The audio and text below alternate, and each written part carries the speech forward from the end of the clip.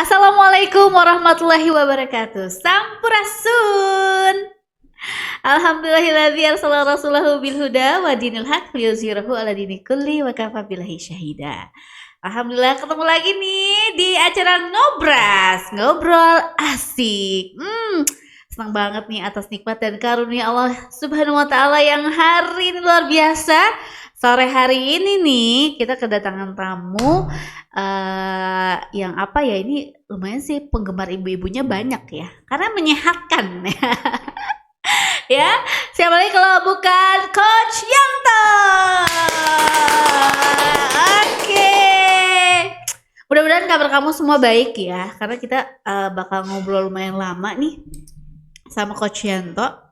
Ini banyak juga di request sama teman-teman, undang Coach Yanto dong di Ngobras, pengen tahu kehidupannya dulu kayak apa sih sampai bisa jadi salah satu instruktur yang terkece, terkenal. Pokoknya banyak di request ya. Saya mau senam tapi instrukturnya Coach Yanto ya. Coach, piye kabare? Alhamdulillah. Aslinya orang Jawa atau di Bandung? Saya Jawa Tengah. Jawa Tengah. Oke, pas pindah ke Bandung itu pas Tahun 1998. lagi sekolah atau gimana? Sudah beres sekolah, kita rencana ke Jakarta ya, karena terjadi reformasi ya. Oke. Kita langsung ke balik putar haluan ke Bandung. Oke. Baik nih buat Akang Teteh, Mbak Mas, Bapak Ibu ya. Kalau mau penasaran siapa sih ini Mas Yanto yang sering diobrol itu? Ini orangnya ya. Kalau misalkan ada beberapa yang udah pernah lihat di panggung atau acara-acara gede PKS ya, acara-acara yang di daerah juga ada. Kalau belum, oh ini nama lengkapnya adalah Coach Sri Yanto. Oke, Ya, orang Jawa Tengah ya. Semarang? Wonosobo. Wonosobo. Oke, baik ya. Coach, kita pengen tahu ya, dipanggilnya Coach Yanto apa Anto sih? Bebas ya. Anto ya? Atau Kang boleh. Anto Hood. Wah, suaminya milih Guslo gitu Pak ya. Oke, Coach Anto, kita pengen tahu sih pengalaman lah, maksudnya episode perjalanan seorang Sri Yanto menjadi instruktur senam. Emang ini udah cita-cita dari dulu ya pengen jadi instruktur gitu? Oke ya, saya awal mulai itu ya ketika diajak sama teman, sama Kang Wahyu ya, yang sekarang ketua Doke itu. Ayo kita senam yuk, asik nih. Selain sehat juga kita bisa happy di lapangan dan juga bisa istilahnya itu bisa dakwah itu. Oh siap, saya tertarik ya. Oke. Saya udah ikut. Sudah manggung itu waktu itu manggung, tapi karena masih belum 100% ya. Saya turun panggung lagi.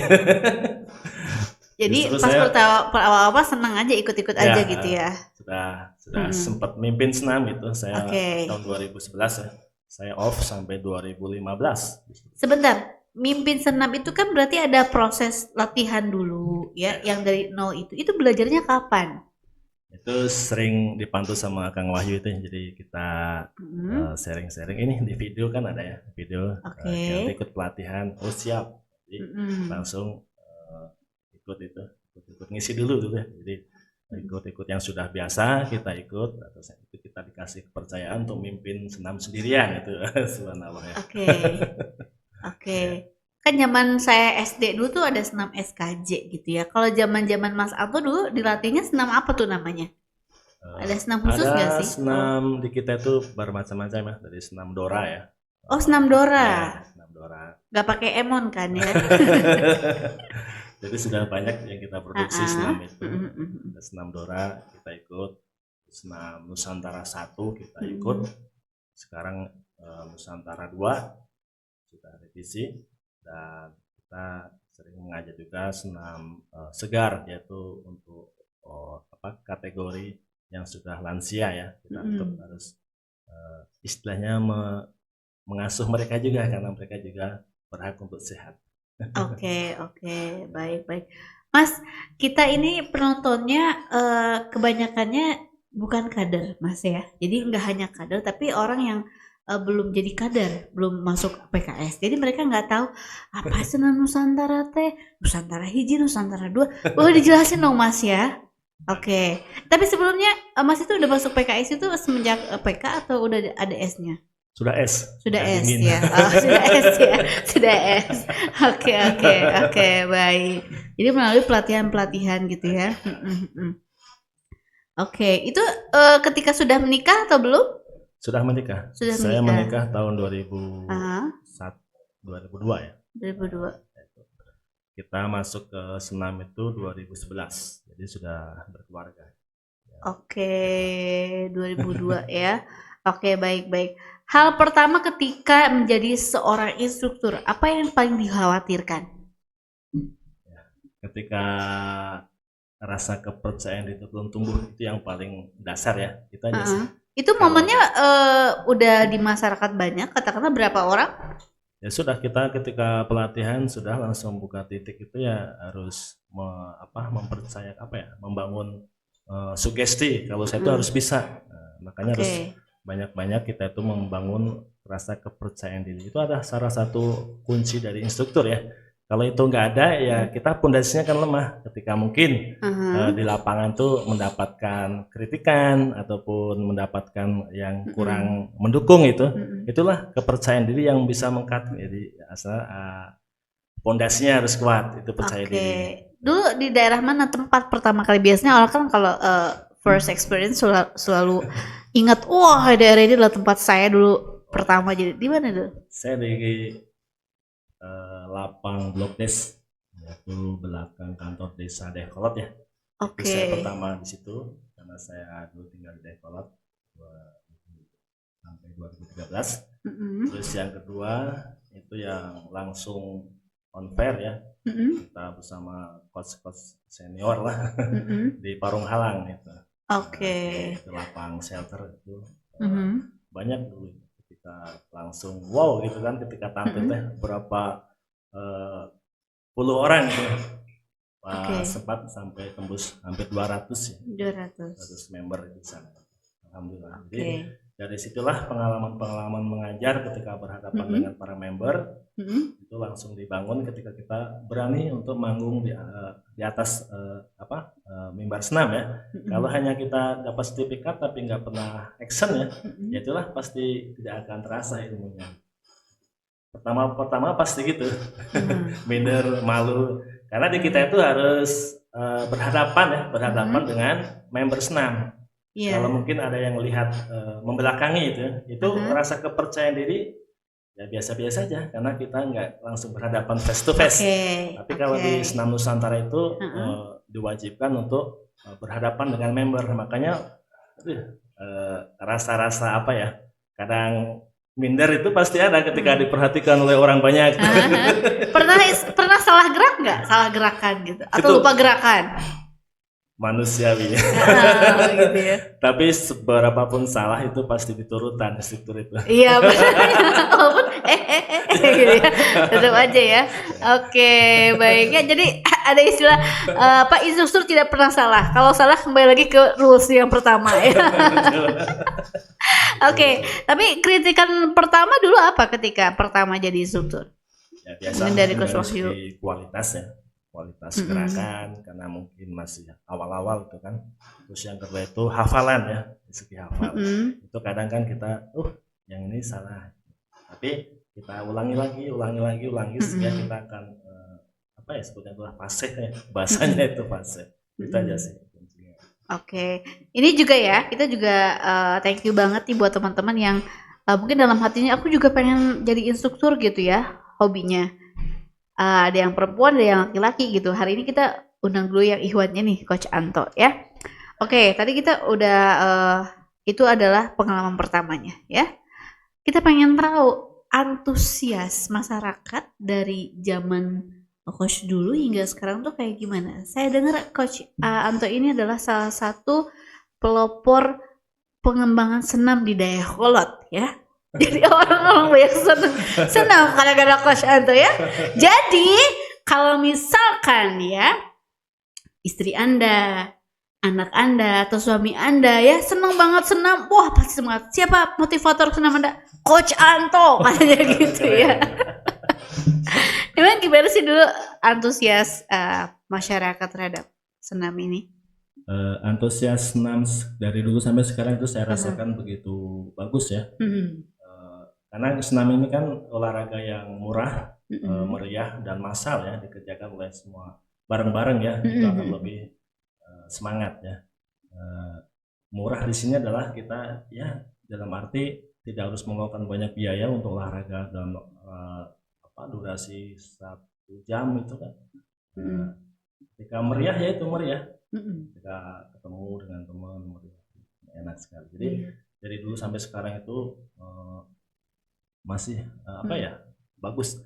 Justru saya sangat berharap ya dari muda lah usahakan untuk kita itu rajin olahraga. Karena ketika kita ke lapangan itu yang ikut senam itu rata-rata udah 30 ke atas. Yang ABG itu ada, cuman ya mungkin karena mereka kurang kurang respon yang bagus ketika lapangan senam ya. Padahal ini adalah satu lahan olahraga kita yang bikin sehat juga happy ya untuk anak muda. Karena perkembangan senam itu juga menyasar ke anak-anak muda sekarang ya. Iya kan? Dari Zumba terus aerobiknya ya. Aerobiknya iya. Itu padahal kalau itu kita garis bawahi bahwasanya kalau aerobik dan senam-senam itu adalah hanya beda komunitas ya. Kalau gerakannya itu sama-sama gitu. Jadi ada 3 poin yang membedakan itu. Pertama adalah komunitas ya. Kita sering dengar tadi kan senam Nusantara itu kan. Itu komunitas. Kalau di Kabupaten Bandung namanya Persatuan Senam Sehat Nusantara.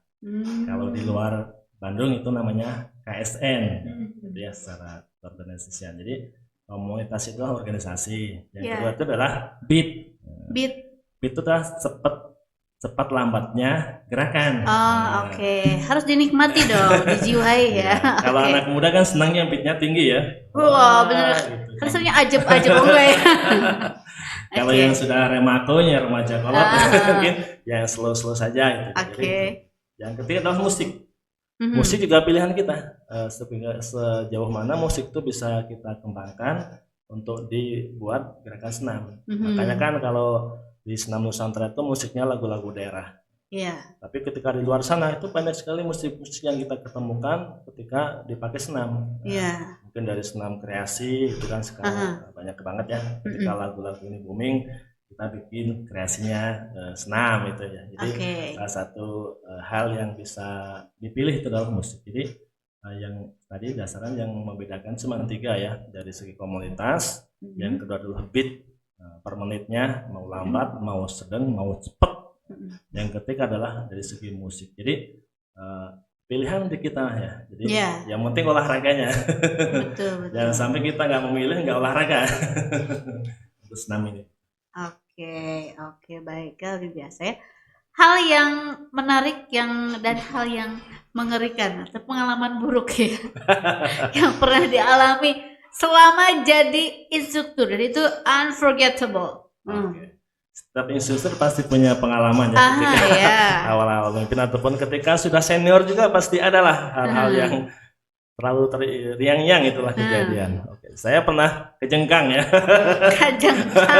Jatuh dari mimbar senam ya, di panggung senam. Karena mungkin ukurannya nggak luas ya, karena saya jangkauan kakinya kan lebar, ya mungkin belum terbiasa. Itu jatuh. Tapi itu sampai jatuh banget? Enggak, karena kita langsung gaya lagi gitu ya. Gaya lagi ya. Langsung say hello lagi. Say hello lagi ya. Apalagi kalau udah mana suaranya gitu ya kan, senang gitu ya. Jadi berarti ada standar khusus dong untuk tempat instruktur itu harus berapa ke berapa nih, biar teman-teman yang mau ngundang gitu ya harus tahu berapanya. Kalau single instruktur itu standarnya ya tingginya 80 ya, tinggi 80 cm, untuk lebar itu atas 2 meter ya, untuk panjangnya 2,5, itu akan leluasa. Tapi kita juga mengkondisikan di daerah-daerah tertentu ya, misalkan memang harus lebih sempit ya nggak apa-apa. Intinya jadi kalau itu kenyamanan ya, kenyamanan instruktur itu. Jadi kalau terlalu tinggi nanti pesertanya terlalu gini, terlalu ke atas. Kayak habis-habis. Jadi ketika beres senam sakit leher ya. Instruktur terlalu tinggi gitu kan. Tapi kalau ya kurang lebih 1 meter itu standar buat kita untuk member supaya lihatnya itu lebih enjoy gitu. Ya. Oke. Terus pengalaman yang kedua tuh salah jalan. Salah jalan. Jadi kadang itu kan kita hari ini harusnya kemana ya? Harusnya ke utara gitu. Kita ke selatan. Pernah kejadian saya tuh. Sampai mikir dulu. Jadi telat dong atau gimana? Saya kemana ini? Lupa lagi.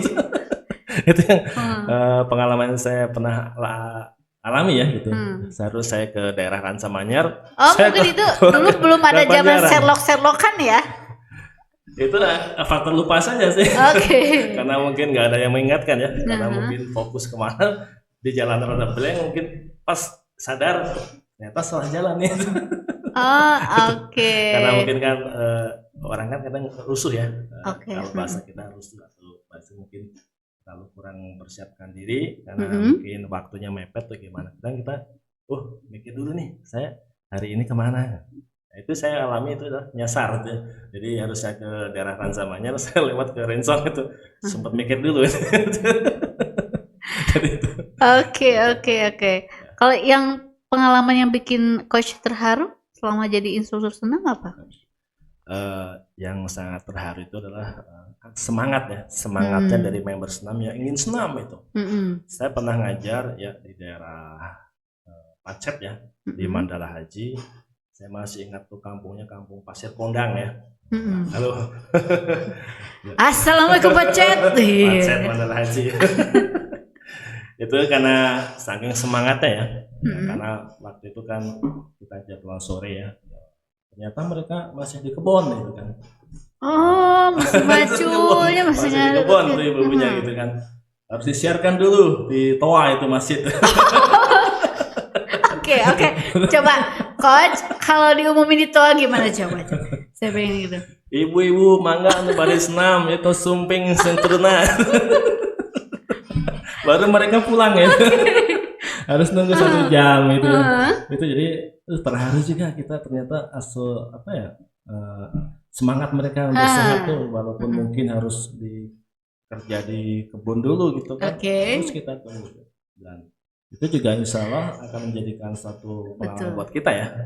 Ternyata ya Allah jauh dari kota juga intinya semua pengen sehat dengan kehadiran instruktur senam. Betul.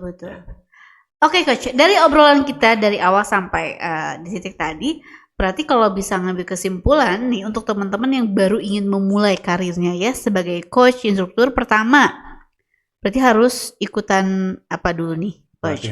Pelatihan. Udah ini terus dia nyari apa? Komunitas. Ikut instruktur yang sudah duluan. Jadi asisten instruktur gitu ya? Saya gabung gitu. Saya gabung. Oke. Setelah gabung jadi instruktur, kemudian mencari titik senam. Jangan sampai kita hanya terus nebeng gitu kan. Oke. Caranya gimana? Tolong kasih tips nih. Cara mencari titik senam untuk Anda para instruktur baru nih. Oke. Kalau sekarang sudah zaman medsos ya. Iya. Kita harus bisa pakai medsos itu kayak mempromosikan diri ya. Bisa Facebook dan lain sebagainya itu. Kita kenalkan nih, saya instruktur sudah bersertifikat. Kita calling teman-teman, nih ayo kita senam nih. Saya yang ngajar gitu kan. Saudaranya mungkin ya, tetangganya, saudaranya. Kita calling terus nih. Suatu saat pasti mereka akan cocok nih, saya senang, besok datang lagi ya. Panggillah teman-teman yang lain atau saudara yang lain dalam satu wilayah itu. Akan terjadilah kebentuk komunitas yang besar gitu. Itu jadi kita intinya harus rajin mempromosikan diri dan memantaskan diri. Betul, memantaskan diri ya. Oke, baik. Dan apa yang harus dilakukan jika misalkan teman-teman yang nonton nih, ibu-ibu, teteh, pengen dong ngadain senam di tempat saya. Nah, how to do? Mereka harus ngapain nih kalau misalkan pengen ngundang coach ini? Yang pertama pasti kita harus tahu lokasi, ada lapang atau enggak ya. Karena senam ini kan enaknya outdoor ya, ketika berjamaah itu outdoor. Kecuali kalau kelas-kelas tertentu itu di indoor ya, di sanggar dan sebagainya. Kalau kita misalkan berbagai level usia, itu emang enaknya ya bareng-bareng gitu. Ya, pertama harus menyiapkan tempatnya ya. Yang kedua menyiapkan yaitu pesertanya dan alat-alatnya gitu. Minimal harus berapa kalau misalkan? baiknya gitu ya. Walaupun sesuai tempat ya, Ya, saya walaupun tempat. misalkan. Sebetulnya sih mau 2 orang 3 orang it's okay gitu. Private ya, It's so okay gitu private, kalau oke. senam. Tapi emang itu enak itu rame-rame ya. Iya benar ya, biar teriaknya bisa barengan. Iya Karena ya. kita kalau cuman 2-an 3-an rame-rame juga kedengarannya kurang, ini tetangga lagi apaan itu. Oke, Tapi oke. kalau misalkan kita rame-rame akan lebih happy, akan lebih enak ya. Ya, tapi jangan apa ya, jangan lupa untuk memberikan izin ya ataupun pemberitahuan ke aparat ya, misalnya RT RW itu bahwasanya kita akan mengadakan senam di titik sini dengan instruktur ini. Supaya apa? Ini akan karena di lingkungan tuh kan kalau rame-rame pasti ini ada izinnya enggak ini? Oh Nah, iya, ada betul. pemberitahuan enggak ini ke Iya. RT RW? Kalau enggak, coba ke sana dulu gitu kan. Jadi lebih supaya lebih kegiatan Biar lebih RT RW-nya ikutan enak. juga. Ya itu ya. Jadi kita juga harus apa ya, ada tata krama ke aparat. Oke, betul ya. Coach, kita baca beberapa pertanyaan gak apa-apa ya? Boleh. Oke, baik. Silakan diminum dulu, Coach. Oke, terima ya. kasih. Oke, baik sahabat PKS semua ya. Kita bakal bacain pertanyaan-pertanyaan dari kamu semuanya. Tenang ya. Oke, TL pengen nanya dong, Coach Anto dulu. Oke, fee pertama jadi instruktur itu berapa sih? Katanya gitu. Soalnya kan ini bisa jadi apa? Kerjaan sampingan, bisa juga jadi kerjaan utama. Untuk saya yang pengen ngejadiin kerjaan itu utama, kasih tips lebihnya dong yang daging banget katanya. Oh, ini anak muda milenial nih kalau udah bahasa-bahasanya gitu. Gimana tuh, Coach? Emang untuk instruktur itu kan kita juga harus apa ya, ada rasa menghargai karena juga guru ya. Iya betul. Guru. Jadi istilahnya itu Betul. yang mengajarkan itu pasti guru. Iya. Cuman kalau komunitas senam ya namanya instruktur. Saya dulu tahun 2010 itu 25.000. Masih ingat saya. 25.000. Ya. Itu berapa jam Coach udah Kita melatih? rata-rata kalau senam itu kan senam Nusantara, ada kreasinya. Terus senam Nusantara itu dulu sampai 30 menit ya. Kreasinya ya paling kurang lebih 1 jam itu ya. Kita happy, gerak, dan terus gerak gitu. Iya. Gitu. Oke. Jadi itu awal mula saya masih ingat 35.000. Tapi tahun 2010-11 ya. Iya betul. 2000 beda dengan sekarang dong ya. Banget. Oke, baik. Ya ini untuk memotivasi aja teman-teman kan ya. Kan kita nggak boleh ya Coach ya langsung mengharap besar ya. Kalau misalkan baru berkecimpung, ini kok segini nggak boleh gitu juga ya. Semuanya berdasarkan jam terbang ya Coach ya. Nah gitu. Oke. Coach nih. Coach temen aku baru beberapa kali nge-gym kok ototnya udah gede ya. Apa minum suplemen apa ya Coach bisa kayak gitu? Oke, temannya Ikhwan nih, laki-laki. Sebenarnya nge-gym dan otot besar nih. Wah, oke. Keren ya. Jadi kalau laki-laki itu ada hormonnya, hormon laki-laki yang ketika dilatih itu kan bisa membesarkan otot ya, beda sama perempuan ya. Dan ketika kita ada apa ya, pilihan olahraga ya. Karena kalau tadi kita bicara senam itu sangat-sangat lama ketika akan di senam ini ketika akan terbentuk badannya. Karena senam itu banyaknya adalah kalori membakar ya, membakar akan bisa menampakkan orang itu bisa langsing justru ketika senam ya, karena kalori yang kita olah terus itu pembentukan jangan. Kalau untuk senam biasa ya. Nah, ketika kita akan pembentukannya lebih ke level selanjutnya itu pasti kita akan ke gym ataupun alat beban ya. Bukan senam lagi namanya ya, gym. Jadi ada kalau mungkin kita mah kelas binaraga tapi kita mah kelas fitness biasa. Jadi dari situ akan dilatih ya, akan dilatih otot-otot itu supaya mengkondisikan dengan gerakan tertentu. Ya pasti akan ada hasilnya gitu. Terutama laki-laki itu akan cepat terbentuk ya. Ada fase-fase. Yang pertama itu 3 bulan ya, itu fase penyesuaian adaptasi. Oh 3 bulan. Ya, itu. Tapi dengan apa kualitas gym atau frekuensi nge-gymnya berapa setiap hari seminggu 2 kali dalam 3 bulan itu atau gimana? Kalau hanya sekelas pemula itu 1 minggu 3 ya. 1 minggu 3 kali. Kalau sudah kelasnya udah kelas high itu 1, 2, 3 off, 1, 2, 3 lagi. Jadi seminggu itu off-nya 1 kali.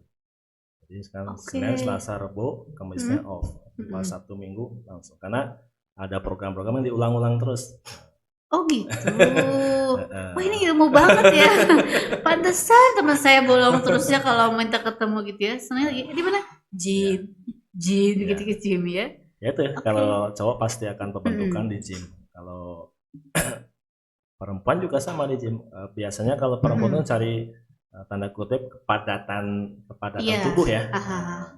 Itu di gym itu Mm-mm. pasti akan dapat. Karena di situ akan ada instruktur juga ya.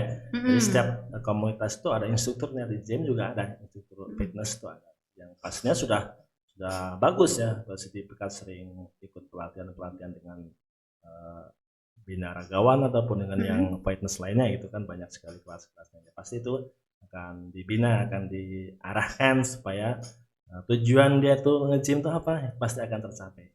Tapi kalau perempuan sama coach, maksudnya dalam 3 bulan juga dengan frekuensi seminggu 3 kali juga seperti itu. Ya. Pertanyaannya lihat banget ya di sini mau nge-gym.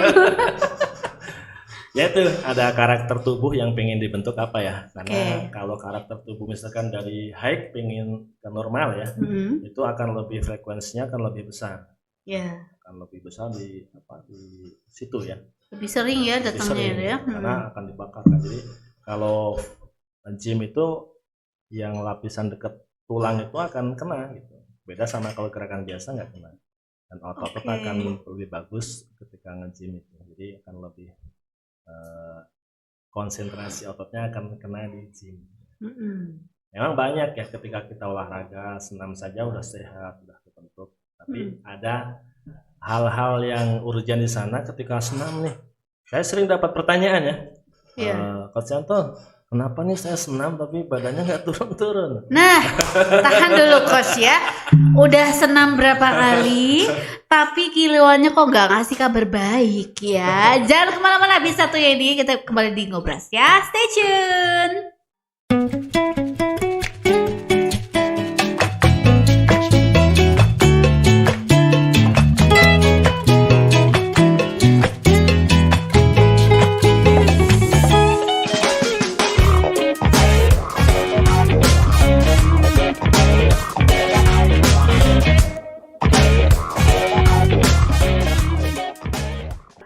Coach Anto ya.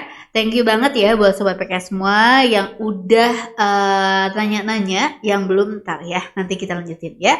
Tadi pertanyaannya adalah udah senam ya sering, tapi kok timbangan kok gak turun-turun, apanya yang salah Coach?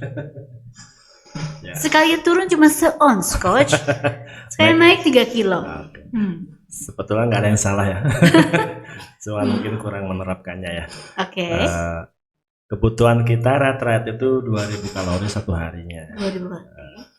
Kalau kita dibakar ya, misalkan senam itu rata-rata sampai 800 kalori. Ada hal yang biasa bagi kita ya, ketika sudah olahraga ya, bukan senam saja sih, ketika sudah olahraga ternyata masuk kalorinya melebihi yang kita bakar itu. Betul, apalagi habis olahraga ngebasok lah, itulah ya. Ya, jadi tidak salah ngebaksonya ya, tapi betul, masukan betul. itu ya, Masukannya itu, inputnya betul. melebihi ketika olahraganya itu salah satunya itu pembakaran kalorinya itu justru balik lagi akan start. Yang keduanya ketika mau melakukan olahraga itu tidak gerakannya tidak sempurna gitu. Kalau senam itu kan harus sempurna ya gerakannya, ketika bicep, ketika dorong tangan gitu. Itu ada sesi pembentukan di sana, pembakaran di sana. Tapi kalau misalkan member senam ini gerakannya tidak maksimal gitu lah, lagi asal-asalan gitu ya. Ya, tanda kutip kayak orang joget gitu ya. Itu tidak akan on the track ototnya gitu, tidak akan terbakar. Betul. Yang ketiga adalah frekuensi olahraganya. Kalau kita ingin berharap dari weight gemuk ya ke normal, itu harus banyak ya frekuensinya. Jadi kalori yang kita bakar harus banyak juga. Misalkan dengan kardio ya, itu semacam melari, renang, sebagainya, itu kan bisa membantu proses percepatan dari weight ya, ke normal. Jadi itu kita harus perbanyak olahraganya. Yang ketiga, yang keempat ya, faktor makanan yang mengandung serat ya, terutama itu kan karena dalam tubuh ini kan perlu adanya serat sebagai bahan untuk mencerna dari lemak yang tanda kutip tidak dibutuhkan lagi ya. Betul. Karena banyak ya dalam tubuh kita sebetulnya bahan-bahan apa ya, gizi ya, sudah mengandung gizi tapi ternyata tidak dibutuhkan oleh tubuh kita gitu. Makanya akan ditimbun gitu kan. Ditimbunnya juga akan banyak ya, mungkin di pipi ya. Betul. Mungkin di perut. Betul. Oke. Ini yang bunyi adalah penggemarnya Coach Anto kayaknya ya. Oke, boleh di ini dulu deh. Emang ya. Atau Oke ya. Hari ini udah ada senam, Coach? Saya kalau Senin Selasa off ya. Off ya. Karena untuk rekonstruksi otot ya. Oh iya. Karena memang kita di gedernya itu Rabu, Kamis, Jumat, Sabtu, Ahad ya. Jadi kalau Senin Selasa nyantai. Tapi kalau ada yang ngajak sih boleh-boleh saja, tapi saya jadwalkan untuk off ya. Oke. Baik, kita lanjutkan tadi Coach ada tambahan? Tadi frekuensinya, terus kalorinya, serat. Ya. Terus yang kelima itu adalah istirahat ya. Oh, betul. Bisa cukup karena salah satu hak tubuh itu istirahat. Istilah mereka berfungsi dengan baik ya. Dari pembakarannya, dari metabolisme itu ketika tidur juga bisa. Jadi kadang kita kurang tidur juga bisa menyebabkan lambatnya ya metabolisme tubuh, sehingga yang tadinya mau cepet-cepet turun badan ya, BB itu akan lama. Iya, karena metabolismenya mungkin sering bergadang atau gimana gitu ya. Kebutuhan mungkin. Oke, baik kan ya. Oke, kan ada yang bergadang karena asik-asik stalking ya, ini ya. Ya, kalau di kota kan karakter orang kerja kan macam-macam ya, ada kerja malam, ada sebagainya itulah. Jadi harus kita disebutnya tuh kita imbangi ya, ketika kerja malam istirahatnya harus sekian, siangnya. Jadi itu. Jadi tidur juga akan membantu kita untuk menemukan BB yang ideal gitu. Oke, jadi singkatnya mah tidur juga bisa bikin langsing sebenarnya kalau tidurnya bener ya, maksudnya tidurnya bener ya. Oke ya. Oke, kita lanjutin beberapa pertanyaan lagi ya. Boleh silakan. Oke, baik. Coach, bentar lagi puasa nih. Nah, kasih tips olahraga yang baik dong buat yang perempuan dan laki-lakinya. Oke. Terus puasa nih. Misal nggak nge-gym nggak apa di rumah itu harusnya baiknya olahraganya kayak gimana sih, Coach? Kalau puasa itu kalau kita mau olahraga yang sifatnya rutin ya, seperti yang biasa kita lakukan di hari biasa, itu menjelang buka puasa. Oh. Ya, mungkin kan kalau maghrib jam 6 sekian, kita olahraga jam 4. Dan durasinya kita kurangi. Jangan sampai ketika kita olahraga justru akan terjadi hidrasi ya yang kuat, yang banyak. Jadi dengan mengurangi misalkan kita durasinya biasanya 1 jam, kita kurangi setengah jam. Atau misalkan kita nge-gym ya, misalkan angkatannya 100 kilo ya kita kurangi 50 kilo. Yang penting masih ada kegiatan yang bisa menghasilkan kebugaran ya. Kan banyaknya orang kalau misalkan ya tanda kutip nunggu waktu buka itu tidur itu. Ya memang mungkin ya sebagian kita beranggapan tidur juga ibadah ya kalau puasa. Tapi saya berkeyakinan tapi saya berkeyakinan kalau olahraga atau aktivitas justru akan lebih berpahala. Iya, betul. Dan yang kedua adalah waktu sesudah tarawihan ya, itu mungkin jam 21 itu sampai jam 22 ya, atau mungkin jam 9 sampai jam 10 malam, itu juga bisa untuk sekedar membakar apa yang harus kita bakar sehingga tubuh kita tetap bugar ketika puasa juga gitu. Jadi jangan sampai puasa itu yang tidak olahraga, apalagi secara instruktur ya. Kalau sebulan nggak olahraga pasti nanti ketika mau memimpin senam lagi, yang pertama hafal senamnya berkurang, gitu ya. yang ketiga adalah power atau penampilan itu akan berkurang juga. Oh iya. Makanya pesan buat instruktur jangan sampai kita pas puasa off total, jangan sampai itu. Karena akan kerasa waktu nanti ketika kita mengajar lagi di lapangan tuh. Ya itu yang pertama, hafalannya mungkin berkurang ya. Yang kedua, stamina gampang capek karena sebulan tuh waktu yang lumayan lama kalau kita off ya. Betul ya, ada yang hilang ya, sebagian ya. Oke, baik. Pertanyaan terakhir nih. Oke, siap. Ya. Baik, dari Ibu Melinda nih. Pengen tahu dong orang yang paling berpengaruh terhadap kemajuan Coach Yanto itu siapa sih, TL? Oke. Nice. Orang yang berpengaruh nih. Kalau keluarga pasti ada ya, istri dan anak. Kita akan memberikan yang terbaik buat mereka ya. Ketika kita olahraga di luar itu, ketika mereka dengar mungkin ya suaminya bagus gitu. Ketika senam atau olahraga yang lain tuh akan senang juga. Jadi faktor utama adalah keluarga. Oke. Tapi awal-awal istri suka ikut gak sih? Suka. Karena saya juga dulu buka di samping rumah ya, buka senam di samping rumah. Sampai saya buka kelas barbel itu. Sampai istri juga senang.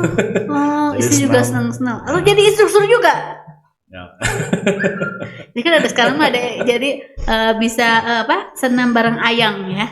Latihnya ya. Oke. Baik. Banyak yang keluarga suami instruktur juga banyak. Jadi saling mendukung di lapangannya. Oke. Dan yang lainnya ya, yang paling selain keluarga ya tuntutan di masyarakat itu supaya kita tuh tetap dalam kondisi yang bagus, kondisi yang menawan, kondisi yang siap pakai untuk di lapangan ya. Karena seorang instruktur itu sama dengan selebritis ya. Iya, betul. Tidak boleh sakit, tidak boleh baut. Karena kadang ada gini, Coach, istilahnya kalau ada yang julid ya. Masa sih instruktur sakit, Sas? Kayak gitu, untuk yang julid ya, masuk ada yang kayak gitu. Makanya mau nggak mau kita dituntut untuk selalu sehat ya istilahnya ya. Kalau sakit ya emang jatah kita sakit, tapi betul. setidaknya kita itu jangan sakit. Oke, baik ya. Buat sobat PKS semua, kalau mau nanti tahu tips-tips olahraga ya selama bulan Ramadan gimana nanti ya, ada sesinya nanti kita kasih langsung nanti dari Coach Anto ya. Coach, mungkin ini adalah sesi terakhir kita. Oke ya. Ada yang ingin disampaikan untuk istri tercinta, Coach? Boleh nih. Ya, untuk keluarga terutama istri, terima kasih atas dukungannya dan motivasinya terus, dan memberikan rasa kepercayaannya kepada saya untuk terus di bidang senam ya. Karena semakin lama ternyata semakin jauh mainnya. Gitu ya. Dulu mah tingkat kelurahan ya, kecamatan, kabupaten, sekarang provinsi. Ya, Masya Allah. Jadi kalau tidak ada kepercayaan dari istri itu sangat berat di hati. Karena kalau orang sudah tidak berat di hati itu, tidak akan keluar apa itu sebutnya adalah pesonanya. Iya betul, ininya nggak keluar gitu ya. Karena beban mental ya sudah dapat. Duh, tadi berangkat istri zaman dulu kumaha gitu ya. Jadi deh. Oke, boleh tahu namanya teh siapa istrinya? Mbak Wahidayah. Mbak Wahidayah, oh sama-sama dari Jateng. Oke. Atau teman sekelas dulunya? Segenerasi. Baca segenerasi ya. Oke, Coach, mungkin ada terakhir yang disampaikan untuk para instruktur, boleh? Coach, silakan. Oke, untuk para instruktur ya dari komunitas manapun, ini adalah lahan dakwah kita ya. Jadi apa yang akan kita berikan ke masyarakat sebagai seorang yang pengen berpartisipasi, pasti dia akan pengen berpikir ya, apa akan saya berikan ya dari saya, dari kita itu untuk masyarakat, yaitu manfaat ya. Dengan menjadi instruktur senam itu juga memberikan manfaat yang sangat besar itu, baik untuk dirinya, untuk masyarakat kita, tetangga, saudara, dan juga instansi. Karena instansi juga sekarang kan marak ya senam. Iya betul. Istilah peran kita ibaratnya tangan panjangnya bidang olahraga nasional ya. Karena mungkin tidak semua di backup oleh menteri ya. Iya betul. Ya kita mandiri saja gitu lah, dalam arti kita memberikan gerakan-gerakan ya ataupun motivasi kesehatan kepada masyarakat. Yang kedua selalu apa ya, untuk meningkatkan performa ya, upgrade. Jangan sampai kita tidak pernah mendapatkan ilmu yang baru. Karena juga di samping kita itu tim, tapi di sana juga ada persaingan juga. Oh iya, betul ya. Ya, jadi termasuk persaingan ya, ketika Iya. misalkan ini sudah kurang ya, yang lain siap menggantikan. Iya, betul ya. Ini mah udah nggak asik katanya dia ganti. Ya makanya dengan selalu upgrade ilmu ya, itu akan menjadikan modal buat kita untuk bertahan di masyarakat. Oke. Luar biasa. Teman-teman, kita berikan aplaus buat Coach Anto hari ini. Terima kasih udah mampir di Ngobras ya Coach ya. Salam buat teman-teman, salam buat istri dan anak. Sekali lagi thank you banget, jazakallah khair kasir. Kita udah ngobrol banyak ya, walaupun sebenarnya nggak cukup sih, masih banyak yang perlu dikorek ya. Tapi waktu juga yang mengharuskan kita untuk udahan. Tapi tenang aja, untuk ibu-ibu teteh yang request, ayo dong bikin gerakan buat nanti olahraga puasa, pas puasa. Tenang ya, nanti kita posting, oke? Baik, terima kasih sekali lagi buat yang sudah nanya, buat para sponsor kita juga terima kasih. Kita ketemu lagi di acara Ngobras berikutnya ya. Saya Elin Hadi, assalamualaikum warahmatullahi wabarakatuh.